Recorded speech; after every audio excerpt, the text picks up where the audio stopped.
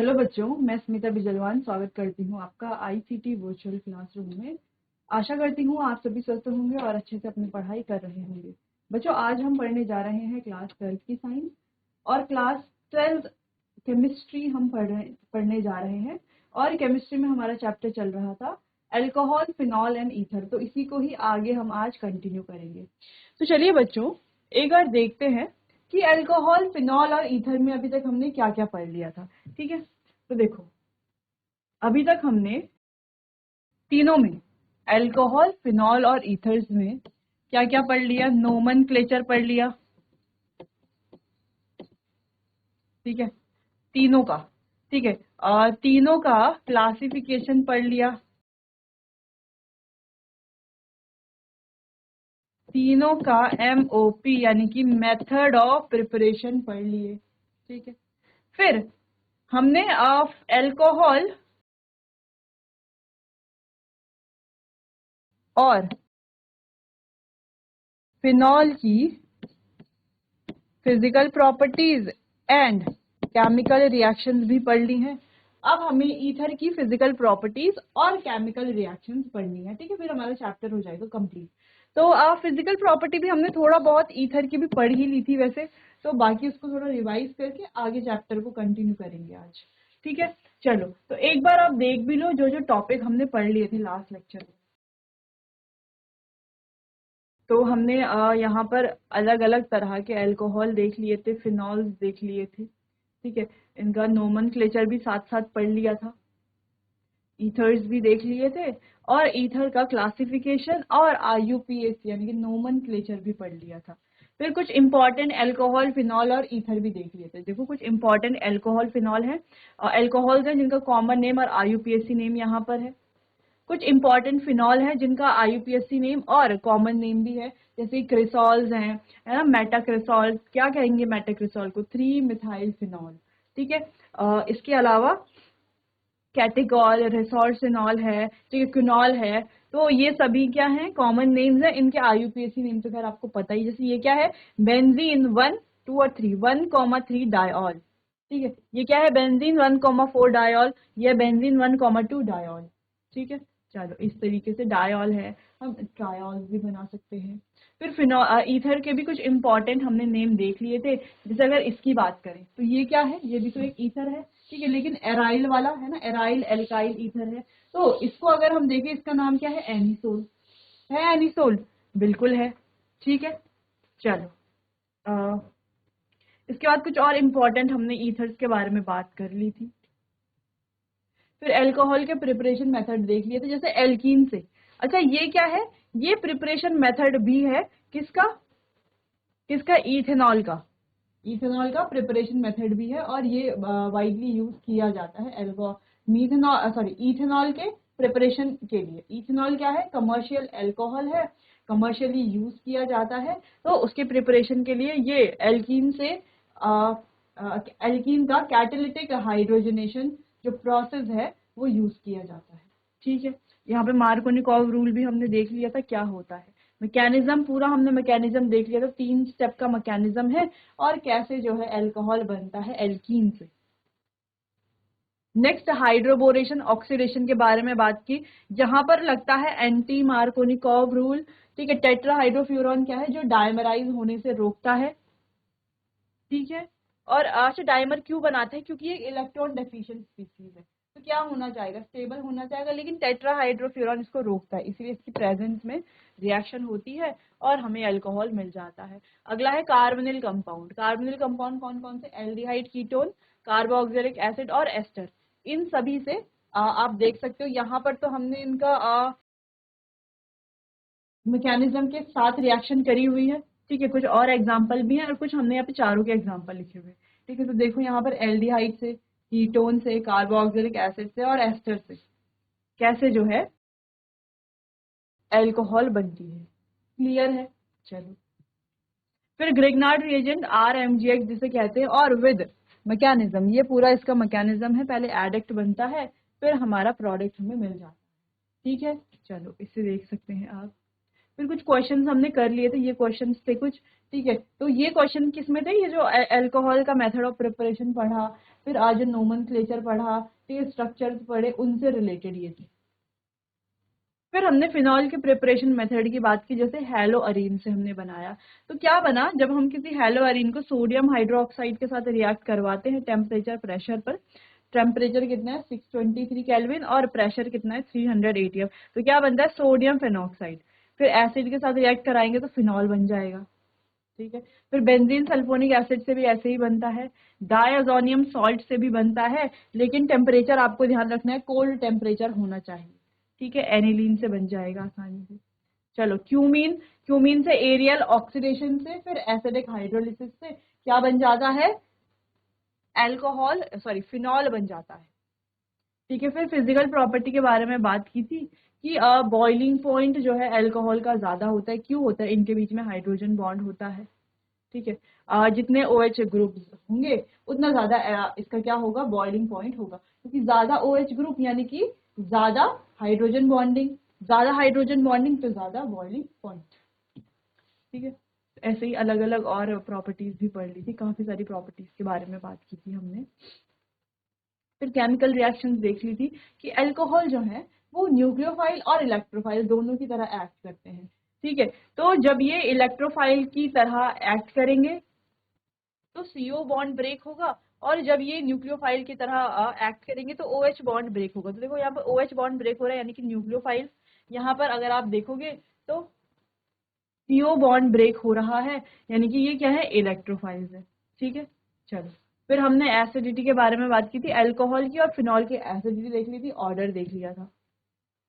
फिर पीके वैल्यू से हमने एसिडिटी के बारे में बात की, जैसे देखो जितना स्ट्रॉन्ग एसिड होगा उतनी कम इसकी पीके वैल्यू, और जितनी कम पीके वैल्यू उतना स्ट्रॉन्ग एसिड। देखो तो यहाँ पर देखो सबसे कम पीके वैल्यू इसकी है, तो ये क्या है हमारा एक स्ट्रॉन्ग एसिड है, कौन सा, पैरा नाइट्रोफिनॉल। सबसे ज्यादा पीके वैल्यू किसकी है, इथेनॉल की, या हम कहीं फिनॉल में अगर हम देखें तो सबसे ज्यादा है इसकी और इसकी, यानी कि ऑर्थोक्रिसॉल और पैराक्रिसॉल। क्यों, क्योंकि ये है इलेक्ट्रॉन रिलीजिंग ग्रुप, है ना। क्रिसॉल कैसा होता है, उसमें क्या होता है, जैसे अभी हमने देखा भी तो था एक क्रिसॉल, ऑर्थोक्रिसॉल कैसा होता है, ऑर्थो पोजीशन पर क्या लगा हुआ होता है, एक CH3 ग्रुप, जो कि क्या है, इलेक्ट्रॉन रिलीजिंग ग्रुप है। अब इलेक्ट्रॉन रिलीजिंग ग्रुप अगर है तो उसकी स्टेबिलिटी को क्या करेगा, कम करेगा।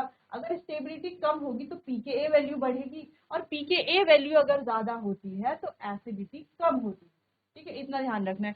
अगर हम नाइट्रोफिनॉल की बात करें तो नाइट्रो ग्रुप है एक इलेक्ट्रॉन विड्रॉइंग ग्रुप, अगर इलेक्ट्रॉन विड्रॉइंग ग्रुप है तो ये क्या करेगा, स्टेबिलिटी को बढ़ाएगा, स्टेबिलिटी बढ़ेगी तो pKa वैल्यू कम होगी, pKa वैल्यू कम होगी तो एसिडिटी इंक्रीज होगी, एसिडिटी बढ़ेगी, ठीक है।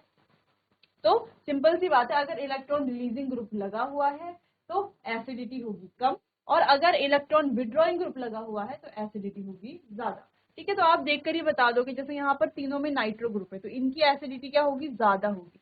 तो आप देख सकते हो इनकी एसिडिटी ज्यादा है यानी कि पीके वैल्यू कम है, एसिडिटी ज्यादा का मतलब पीके वैल्यू कम, ठीक है। और यहाँ पर आप इन क्रिसॉल्स को देखो, ऑर्थो मेटा और पैरा को, इनकी जो पीके वैल्यू ज्यादा है यानी कि एसिडिटी क्या है, कम है, ठीक। चलो फिर यहाँ से भी एक क्वेश्चन कर लिया था हमने, जहाँ पर इंक्रीजिंग ऑर्डर में लगाना था, एसिडिक स्ट्रेंथ के इंक्रीजिंग ऑर्डर में लगाना था, तो आसानी से कर लेंगे इस तरह का क्वेश्चन हम, बिल्कुल, ठीक है। चल फिर हमने बात की थी एस्ट्रिफिकेशन रिएक्शन की, एस्ट्रिफिकेशन रिएक्शन देख लिए थी। चलो फिर हाइड्रोजन हैलाइड के साथ रिएक्शन देख ली थी।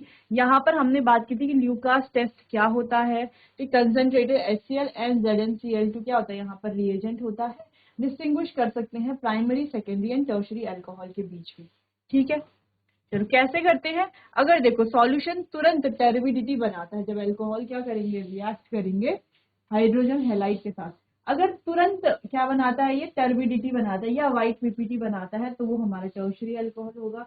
अगर 5-10 मिनट के बाद बनाता है तो वो होगा हमारा सेकेंडरी अल्कोहल। और अगर रूम टेम्परेचर पर नहीं बनाता है, ठीक है, व्हाइट पीपीटी या टर्बिड नहीं शो करता है टर्बिडिटी, तो क्या होगा, वो होगा हमारा प्राइमरी अल्कोहल, ठीक है। चलो फिर डिहाइड्रेशन देख लिया था कि कैसे वाटर का रिमूवल, इसको हम अल्फा बीटा एलिमिनेशन भी बोलते हैं।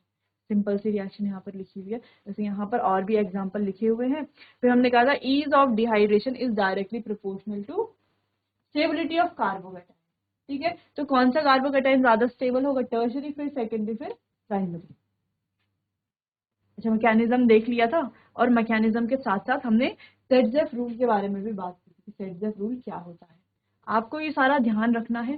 फिर ऑक्सीडेशन के बारे में बात की, अल्कोहल के ऑक्सीडेशन, फिर डिहाइड्रोजनेशन रिएक्शन पढ़ ली थी, फिनॉल की रिएक्शन देख ली थी, इलेक्ट्रोफिलिक रिएक्शन, नाइट्रेशन, ठीक है, हैलोजिनेशन, कोलवेज रिएक्शन है, कोलवेज रिएक्शन काफी इंपॉर्टेंट रिएक्शन है। ये क्या है, इससे क्या होता है, सैलिसिलिक एसिड का फॉर्मेशन होता है, ठीक है, तो ध्यान रखना है, सैलिसिलिक एसिड का फॉर्मूला भी ध्यान रखना है। अच्छा, एक और रिएक्शन हमने देखी थी जहां पर क्या बनता है, सैलिसल्डिहाइड बनता है, ठीक है, वो रिएक्शन भी अभी हम देखेंगे। तो देखो ये है रिएक्शन, राइमर टीमन रिएक्शन। यहाँ पे देखो कोलवे में क्या बन रहा है, सैलिसिलिक एसिड, और यहाँ पर क्या बनता है, देखो सैलिसल्डिहाइड, क्या बन रहा है, COOH की जगह CHO आ गया, क्या बन रहा है, सैलिसल्डिहाइड। तो यहाँ पर भी सेम ऐसे ही, जैसे यहाँ पर रिएक्शन हो रही है, यहाँ पर भी इसी तरीके से रिएक्शन होती है। बाकी मैकेनिज्म हमने देख लिया था। फिर फिनॉल की रिएक्शन कराएंगे जिंक के साथ, तो क्या बनेगा, जिंक डस्ट के साथ कराएंगे, जिंक डस्ट आप लिख लें यहाँ पर, क्या बनता है, बेंजीन का फॉर्मेशन होता है, ठीक है। ऑक्सीडेशन देख लिया था, ऑक्सीडेशन से क्या बन रहा है, बेंजोक्विनोन, क्या है ये, स्ट्रॉन्ग ऑक्सीडाइजिंग एजेंट की प्रेजेंस में, ठीक है। फिर इंपॉर्टेंट एल्कोहल मीथेनॉल, जिसको वुड स्प्रिट भी कहा जाता है, और इथेनॉल भी देख लिया था, ठीक है। इसका एक प्रिपरेशन मेथड तो ये वाला हमने देखा था, एंजाइम की हेल्प से फर्मेंट करके। दूसरा मेथड था हाइड्रेशन ऑफ इथिन, इथिन का हाइड्रेशन से, ठीक है। चलो, फिर रिएक्शन देख ली थी हमने, डिहाइड्रेशन ऑफ एल्कोहल्स की, मैकेनिज्म भी देख लिया था। विलियमसन सिंथेसिस लास्ट लेक्चर में हमने डिस्कस किया था, देखा था यहाँ पर SN2 मैकेनिज्म होता है। अब SN2 मैकेनिज्म का मतलब क्या है, यहाँ पर बॉन्ड ब्रेकिंग और बॉन्ड फॉर्मेशन एक साथ होते हैं रिएक्शन में, ठीक है। एक बार आप इसे देखिए,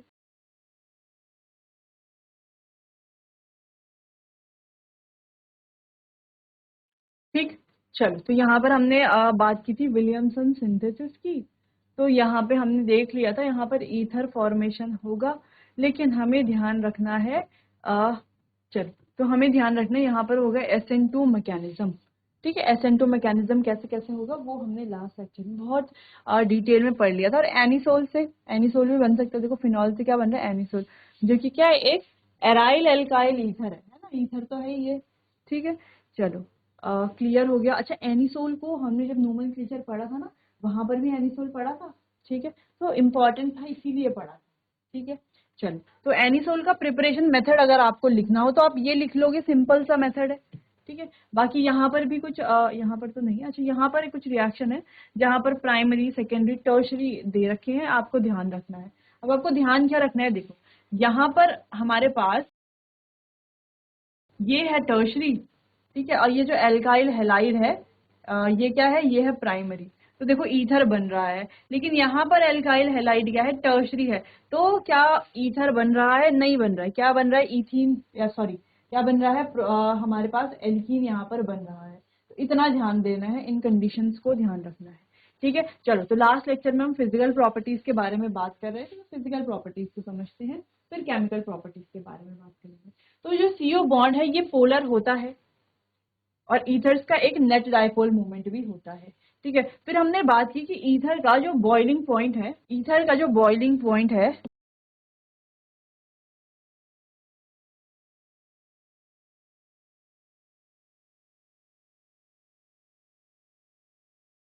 इज लेस देन अल्कोहल। तो ईथर का जो बॉइलिंग पॉइंट है वो क्या है, अल्कोहल के बॉइलिंग पॉइंट से कम होता है। ऐसा क्यों, ईथर का बॉइलिंग पॉइंट, मान लो ये तो हमारे पास ईथर है एक, ठीक है, और ये है अल्कोहल, तो ईथर का बॉइलिंग पॉइंट कम क्यों है अल्कोहल से, ऐसा क्यों, क्योंकि बच्चों यहाँ पर होती है हाइड्रोजन बॉन्डिंग। हाइड्रोजन बॉन्डिंग क्या है, एक स्ट्रॉन्ग बॉन्डिंग है। जैसे हमने बात की थी ना कि जो अल्कोहल्स हैं उनका बॉइलिंग पॉइंट ज्यादा होता है, कैसे कैसे ज्यादा होता है, एक तो OH की वजह से, उसमें क्या है, ऐसा है ना अल्कोहल, तो ये H क्या करेगा, हाइड्रोजन बॉन्डिंग करेगा। दूसरा, जितने ज्यादा OH ग्रुप होंगे, मान लो इसमें और OH ग्रुप है, ठीक है, डायऑल है या ट्रायऑल है, इस तरीके से है, तो क्या होगा, उनका बॉइलिंग पॉइंट और ज्यादा होगा। क्यों? जितने ज्यादा OH बॉन्ड उतनी ज्यादा हाइड्रोजन बॉन्डिंग। अब हाइड्रोजन बॉन्डिंग होती है स्ट्रॉन्ग बॉन्डिंग, उसको ब्रेक करने के लिए ज्यादा बॉइलिंग पॉइंट देना पड़ेगा, है ना, बॉइलिंग पॉइंट को बहुत ज्यादा इंक्रीज करना पड़ेगा। इस वजह से इनका बॉइलिंग पॉइंट ज्यादा होता है ईथर से। तो सिंपल सी बात है, ईथर का बॉइलिंग पॉइंट कम ही होगा। ठीक है, तो ये डिफरेंस किसकी वजह से है? उनके बीच में होने वाली हाइड्रोजन बॉन्डिंग की वजह से। क्लियर हो गया इतना? अब ये हाइड्रोजन बॉन्डिंग है क्या, इसको हम आगे डिस्कस करेंगे। तो दो तरह की हाइड्रोजन बॉन्डिंग है। ठीक है, एक है इंट्रा हाइड्रोजन बॉन्डिंग और एक है इंटर हाइड्रोजन बॉन्डिंग। ठीक है, वैसे इसको डिटेल में डिस्कस तो हम बाद में करेंगे। एक हमने नाइट्रोफिनॉल में भी डिस्कस किया था, ऑर्थोनाइट्रोफिनॉल और पैरानाइट्रोफिनॉल। दोनों में हमने देखा था कि ऑर्थोनाइट्रोफिनॉल और पैरानाइट्रोफिनॉल की अगर हम बात करें तो पैरानाइट्रोफिनॉल ज्यादा स्टेबल है। क्यों? देखो, कहा था ना हमने, यहाँ पर पढ़ा था इस तरीके से, ये है ऑर्थोनाइट्रोफिनॉल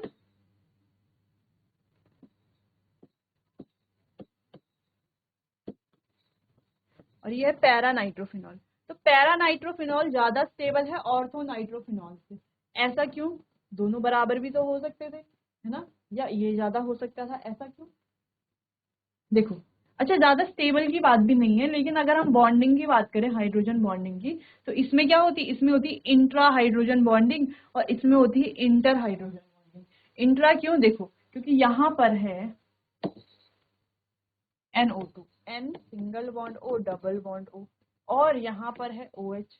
अच्छा, ये NO2 बल्कि भी लग रहा है, OH इसके साथ ये बॉन्ड करेगा, बना रहा है ना बॉन्ड, ये क्या हो गया? Inter hydrogen bonding. ठीक है, अपने साथ ही बॉन्ड कर, ठीक, क्लियर। और यहाँ की अगर हम बात करें,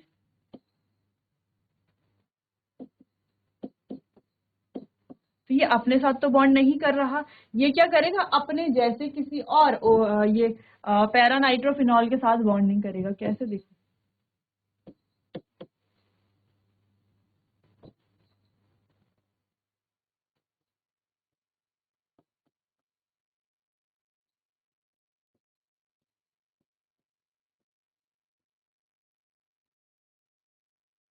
ठीक है, कुछ इस तरीके से। तो यहाँ पे इनके बीच में क्या हो रही है? हाइड्रोजन बॉन्डिंग तो हो रही है ना, ये बॉन्डिंग जो है ये हाइड्रोजन बॉन्डिंग भी तो है, जैसे ये वाली बॉन्डिंग है, हाइड्रोजन बॉन्डिंग हो रही है। लेकिन यहाँ पर क्या हो रही है? ये क्या हो रही है? इंटर हाइड्रोजन बॉन्डिंग, और ये होती है इंट्रा हाइड्रोजन बॉन्डिंग। ठीक है, चलो, वैसे इसको हम बाद में पढ़ेंगे। चलो, तो फिलहाल आप हाइड्रोजन बॉन्डिंग तो आप थोड़ा बहुत समझ ही गए हो कि हाइड्रोजन बॉन्डिंग है क्या। ठीक है, चलिए, तो इतना पहले आप नोट कर लीजिए कि the large difference in boiling point of alcohol and ether is due to the presence of hydrogen bonding in alcohol. Alcohol में हाइड्रोजन बॉन्डिंग की वजह से इतना ज्यादा इनके बीच में बॉइलिंग पॉइंट का डिफरेंस होता है। ठीक है, चलो नोट करो इतना।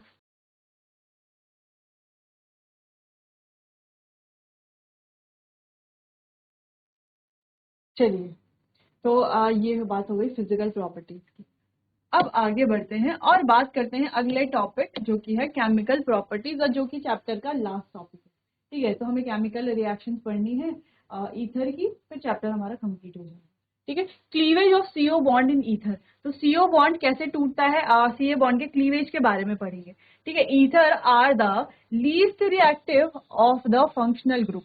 तो ईथर जो है फंक्शनल ग्रुप में से सबसे कम रिएक्टिव होते हैं। ठीक है, the cleavage of CO bond in ether takes place under drastic conditions with excess of hydrogen halide. ठीक है, तो चलो, तो यहाँ पर CO बॉन्ड का जो क्लीवेज है वो कैसे होता है? ड्रास्टिक कंडीशंस में। कैसे? बहुत ज्यादा हाइड्रोजन हेलाइड्स के साथ। जैसे कोई रिएक्शन है, मान लो ये है, ठीक है, तो यहाँ पर हमने कोई हाइड्रोजन हेलाइड लिया। ठीक है, तो ये बन गया,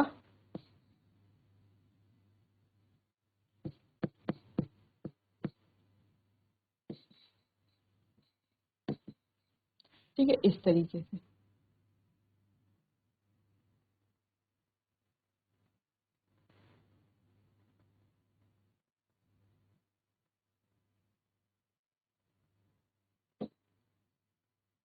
ठीक है, तो ये क्या बन गया? ये तो बन गया एल्काइल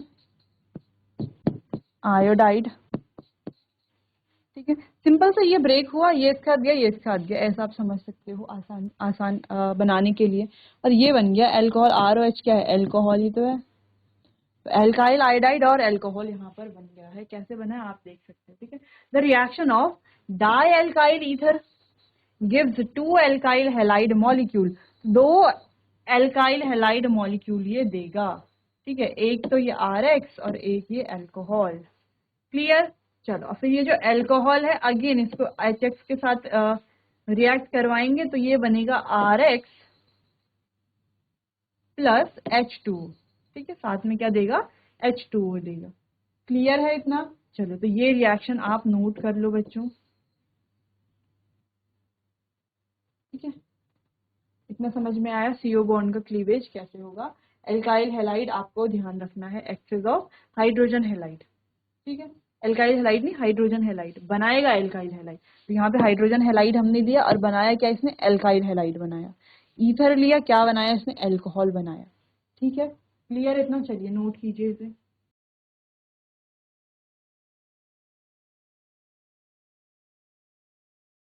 चलिए आगे बढ़ते हैं, बात करते हैं यहाँ पर alkyl aryl ether. Alkyl aryl ether क्या होगा, जैसे ये है, ये एराइल है यहाँ पर, ये एल्काइल है और ये ईथर हो गया है ना, एल्काइल एराइल ईथर।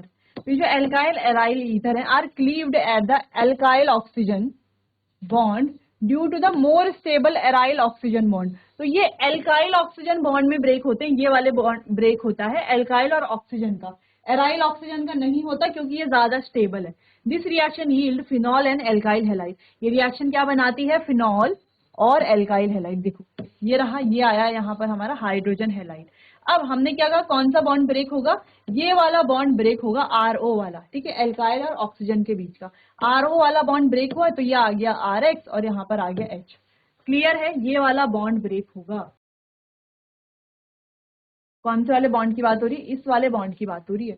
ठीक है, क्यों होगा एल्काइल ऑक्सीजन का ब्रेक, क्योंकि एराइल ऑक्सीजन का जो बॉन्ड है वो ज्यादा स्टेबल है, यानी कि ये वाला जो बॉन्ड है ना ये ज्यादा स्टेबल है।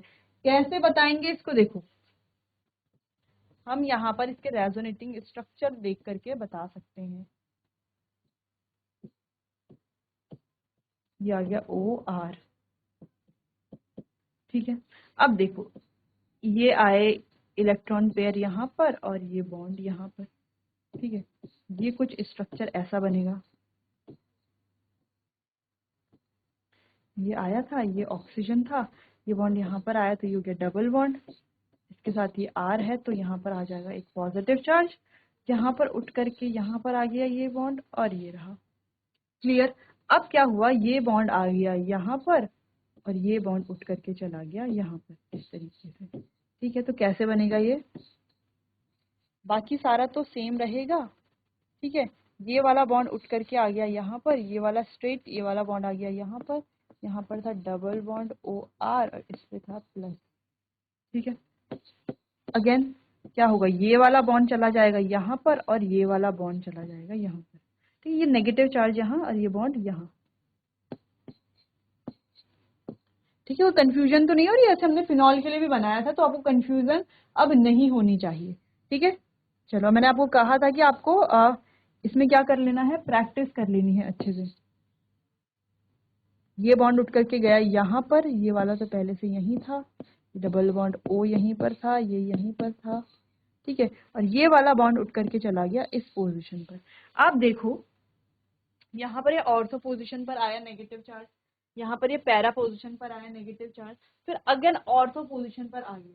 ठीक है, मेटा पोजीशन पर नहीं आया, तो ये बॉन्ड आ जाएगा यहाँ पर और ये उठ करके चला जाएगा यहाँ। तो ये बन जाएगा एग्जैक्ट पहले जैसा,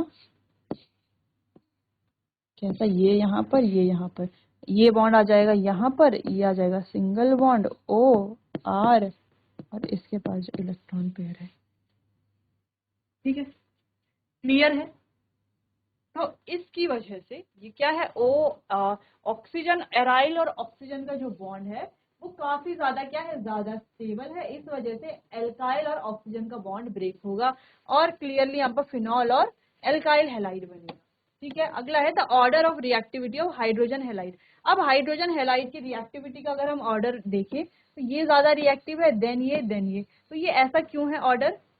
ऐसा इसीलिए है, किस वजह से? इनकी डिक्रीजिंग बॉन्ड स्ट्रेंथ की वजह से। देखो इसकी बॉन्ड स्ट्रेंथ कम है, बॉन्ड टूट जाएगा तो ये कैसे हो जाएंगे? ज्यादा रिएक्टिव हो जाएंगे। क्लियर? फिर ये है, फिर ये है। समझ में आया? अच्छा ये हम डिस्कस कर चुके हैं पहले, हमने haloalkanes haloarenes chapter में डिस्कस किया था इसको। ठीक है, चलो। The cleavage of ether takes place with concentrated HI और HBr एट हाई टेम्परेचर। तो ईथर का जो क्लीवेज है वो कैसे होगा? जब हम इस किसके साथ लेगा ये, मतलब किसके साथ क्लीवेज होगा ईथर का? कंसंट्रेटेड HI और कंसंट्रेटेड HBr के साथ eight high temperature, high temperature पर। बाकी आप यहाँ पर देख सकते हो ऑर्थो और पैरा पोजिशन पर ये आ रहा है। ठीक है, ऑर्थो और पैरा पोजिशन पर आ रहा है। ठीक है, चलो। तो समझ में क्या आता है ऑर्थो और पैरा पोजिशन पे आ रहा है? मतलब जब हम ये रिएक्शंस कराएंगे जैसे हेलोजिनेशन, ठीक है, इसके अलावा halogenation, Friedel craft, alkylation, Friedel craft, acylation, ठीक है, नाइट्रेशन, तो ये ऑर्थो और पैरा पोजिशन पर ही आएंगे। ठीक है, चलिए इतना आप नोट कीजिए इसे। चलो आगे बढ़ते हैं। अच्छा इतना समझ में आ गया ना, ये वाला बॉन्ड ब्रेक होगा इन दोनों के बीच का। ठीक है, फिर हमारे पास फिनॉल और एल्काइल हैलाइड हमें मिलेगा। आगे बढ़ते हैं। आगे इलेक्ट्रोफिलिक सब्स्टिट्यूशन देखो जो हमने अभी बनाया, इलेक्ट्रोफिलिक सब्स्टिट्यूशन। अब the alkoxy group is ortho para directing. क्या है? ऑर्थो और पैरा डायरेक्टिंग है, क्योंकि आप डेंसिटी देखो ऑर्थो, पैरा और ऑर्थो पे आ रही है। ठीक है, चलो। And activate the aromatic ring towards electrophilic substitution. और एरोमेटिक रिंग को इलेक्ट्रोफिलिक सब्स्टिट्यूशन के लिए क्या कर लेती है? ये एक्टिवेट कर लेती है। ठीक है, तो ये आपने यहाँ पर से बना ही लिया होगा, नहीं बनाया है तो आप इसे बना लो। ठीक है, क्लियर हो गया इतना? चलो तो पहली रिएक्शन देखते हैं। पहला है हैलोजिनेशन। तो क्या होता है? फिनाइल एल्काइल ईथर, ठीक है, phenyl alkyl ether undergo usual halogenation in the benzene ring. Usual halogenation होता है, ठीक है, जैसे anisole undergo bromination with bromine in ethanoic acid even in the absence of iron bromide catalyst. ठीक है, iron bromide catalyst की absence में। ठीक है, रिएक्शन अभी हम देखेंगे। It is due to the activation of benzene ring by methoxy group. तो मिथॉक्सी ग्रुप की वजह से ये होता है, क्योंकि वो क्या कर रही है? बेंजीन रिंग को एक्टिवेट कर रही है। ठीक है, para isomer is obtained in 90% yield. तो पैरा आइसोमर क्या कैसे ऑब्टेन्ड होते हैं? Major product, as a major product 90% yield हो रही है। ठीक है, तो रिएक्शन देख लेते हैं। देखो सिंपल हमारा आगे एनिसोल Br2 इन एथेनोइक एसिड, जैसे हमने कहा कि Br2 इन एथेनोइक एसिड। ठीक है, तो क्या बनेगा? Para bromo anisole para position पर और ऑर्थो ब्रोमो एनिसोल माइनर। अच्छा ये क्यों? स्टेरिक हिंड्रेंस की वजह से। ये मेजर प्रोडक्ट है क्योंकि यहाँ पर क्या स्टेरिक हिंड्रेंस कम है, यहाँ पर स्टेरिक हिंड्रेंस ज्यादा है, इसलिए ये माइनर प्रोडक्ट है। ठीक है, आप देख सकते हो कैसा होगा ये। अगर इसको हम देखें तो ये कैसा है? OCH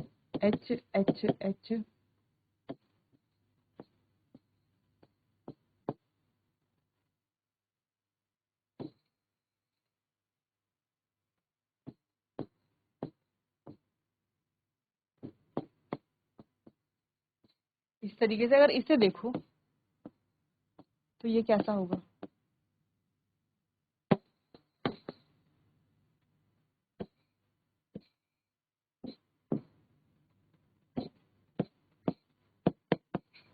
BrOCH और H। तो यहाँ पर क्या है?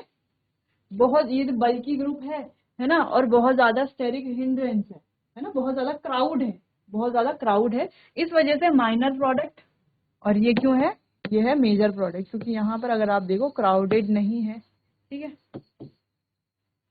चलो तो नोट करो इतना। अगला है हमारे पास फ्रीडल क्राफ्ट रिएक्शन। अब anisole undergo Friedel Crafts reaction. ठीक है, the alkyl and acyl group. तो फ्रीडल क्राफ्ट दो होते हैं ना, एक एल्काइलेशन और एक एसाइलेशन।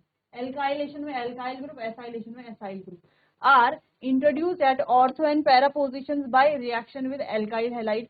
तो कहाँ पर इंट्रोड्यूस होंगे? ऑर्थो और पैरा पोजिशन पर। हमने अभी देखा था ना जो स्ट्रक्चर बनाया था इलेक्ट्रोफिलिक सब्स्टिट्यूशन, कैसा है ये? ऑर्थो पैरा डायरेक्टिव है। ठीक है, an acyl halide in the presence of anhydrous aluminium chloride, जो कि एक ल्यूइस एसिड है, ठीक है, एज अ कैटलिस्ट। ठीक है, तो जैसे हमने पहले चैप्टर में पढ़ी थी, ठीक है, haloalkanes and haloarenes में पढ़ा था ना, Friedel Crafts reaction, nitration, halogenation, वैसे यहाँ पर भी पढ़ना है। और जैसे हमने एल्कोहल्स के लिए पढ़ा था ये रिएक्शन, नाइट्रेशन, फिनॉल के लिए पढ़ा था, सॉरी, नाइट्रेशन, हेलोजिनेशन, वैसे यहाँ पर भी है, सेम ही तो है। बस यहाँ पर क्या ध्यान रखना है, एनिसोल है यहाँ पर, क्योंकि ईथर है ना, फिनॉल्स के लिए वहां पर फिनॉल था, अब ईथर के लिए यहाँ पर एनिसोल है। ठीक है, चलो इतना नोट करो। चलो, तो यहाँ पर देखो ये आ गया एनिसोल, CH3Cl के साथ रिएक्ट करेगा इन anhydrous AlCl3 aluminium chloride CH2 के साथ, क्या बनाएगा, 2-मेथऑक्सीटोलिन। ठीक है, 2-मेथऑक्सी, और ये पूरा क्या हमारा, ये तो टॉलिन है, और 2-मेथऑक्सीटोलिन ये बनाएगा। ठीक है, यह बनाएगा 4-मेथऑक्सीटोलिन, ये टॉलिन, ठीक है, CH3 अगर बेंजीन रिंग पे है तो टॉलिन हो गया, और ये क्या हो गया, एक मेथऑक्सी ग्रुप इस पर लगा हुआ है। ठीक है, तो ये बन जाएगा हमारा मेजर प्रोडक्ट। अच्छा, ये माइनर क्यों, ये मेजर क्यों, अगेन वही सेम स्टेरिक हिंड्रेंस की वजह से। अगला है देखो CH3 COCl, यहाँ पर एसाइल ग्रुप लगा हुआ है, तो COCH3 COCH3। ठीक है, चलो, तो यहाँ पर एनहाइड्रस AlCl3 की प्रेजेंस में सेम यहाँ पर भी क्या बन रहा है, ये वाला ग्रुप क्या होगा हमारा, माइनर, और ये क्या होगा, मेजर, क्यों, स्टेरिक हिंड्रेंस की वजह से। क्लियर है इतना, चलो नोट करो। और सेम वही रिएक्शन है जो हमने पहले भी पढ़ी, जो हमने फिनॉल में पढ़ी, जो हमने हेलो एल्केन हेलो अरीन्स में पढ़ी। ठीक है, हेलो अरीन्स में पढ़ी थी सिंपली ये रिएक्शन तो हमने। ठीक है, बस ध्यान रखना यहाँ पर एनिसोल लिया है। ठीक है, नोट करो इतना। चलिए आगे बढ़ते हैं लास्ट रिएक्शन की तरफ, जो कि है नाइट्रेशन। ठीक है, किसकी प्रेजेंस में होगा, H2SO4 और HNO3। ठीक है, क्या बनेगा, 2-नाइट्रोएनिसोल, ये क्या है, मेजर प्रोडक्ट, माइनर प्रोडक्ट, और 4-नाइट्रोएनिसोल, जो कि क्या है, एक मेजर प्रोडक्ट है। ऐसा क्यों, सेम वही रीजन, यहाँ पर स्टेरिक हिंड्रेंस कम है, स्टैटिक बाधा कम है, और यहाँ पर स्टेरिक हिंड्रेंस ज्यादा है, ज्यादा क्राउडेड है, इस वजह से ये हो जाएगा माइनर प्रोडक्ट और ये हो जाएगा मेजर प्रोडक्ट। तो क्या है, एनिसोल रिएक्ट करता है कंसंट्रेटेड सल्फ्यूरिक एसिड और नाइट्रिक एसिड के मिक्सचर के साथ, जो कि हमें यहाँ पर दिख रहा है, और बनाता है ऑर्थो एंड पैरा नाइट्रोएनिसोल। ठीक है, तो ये हमारे पास ऑर्थो नाइट्रोएनिसोल और ये है पैरा नाइट्रोएनिसोल, ऐसा भी आप इसे लिख सकते हैं, या आप लिख लो 2-नाइट्रोएनिसोल 4-नाइट्रोएनिसोल। ठीक है, कौन सा मेजर है कौन सा माइनर है, अब आप बहुत आसानी से बता लो। ठीक है, जहां पे आपको लगेगा कि यहाँ पर क्या है, देखो यहाँ पर क्राउड ज्यादा नहीं है, स्टेरिक हिंड्रेंस ज्यादा नहीं है, ये क्या हो जाएगा, मेजर प्रोडक्ट। यहाँ पर क्राउड ज्यादा होगा, ज्यादा स्टेरिक हिंड्रेंस होगी, तो ये क्या हो गया हमारा माइनर प्रोडक्ट। क्लियर है, नोट कर लो इतना बच्चों। चलिए, तो चलिए बच्चों, यहाँ पर हमारा चैप्टर होता है कंप्लीट। तो इस चैप्टर में हमने इतने सारे टॉपिक कवर किए हैं पूरे चैप्टर में। ठीक है, तो अब इस चैप्टर को आप अच्छे से रिवाइज कीजिए, एग्जाम की तैयारी कीजिए, और आज के लिए बस इतना ही, मिलते हैं अपने आने वाले अगले सेशन में, तब तक के लिए आपका बहुत बहुत धन्यवाद।